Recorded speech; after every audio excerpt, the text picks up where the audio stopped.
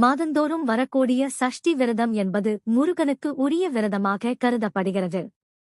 அன்று நாம் என்ன செய்ய வேண்டும் என்றால், அதிகாலையில் எழுந்து நீராடி முருகனை நினைத்து வழிபாடு செய்ய வேண்டும். ஒரு சில பேர் முழு உபவாசம் எடுப்பார்கள். ஆனால் தங்களது உடல் நலத்திற்கு ஏற்றவாறு விரதம் எடுத்துக் கொள்ளலாம்.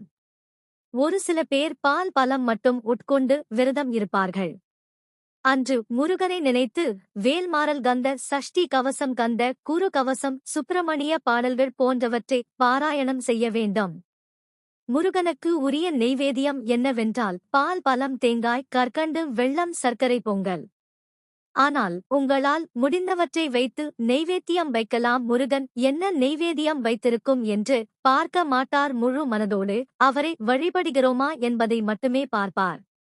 சஷ்டி விரதம் இருப்பவர்களுக்கு குழந்தை பேரின்மை, திருமண தடை நீங்கும், மனை வாங்குதல், குடும்ப அமைதி, ஒற்றுமை ஏற்படும். மாலை பொழுதில் முருகன் கோயிலுக்கு சென்று வர வேண்டும்.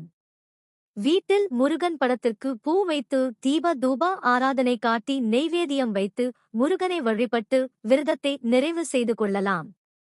இந்த மாதிரி ஆன்மீக தகவல்களை பெற லைக் பண்ணுங்க, சப்ஸ்கிரைப் பண்ணுங்க. முருகனுடைய மோட்டிவேஷனல் ஸ்பீச் கேட்க தயா சேனலை சப்ஸ்கிரைப் பண்ணுங்க. நன்றி. ஓம் சரவணபவ.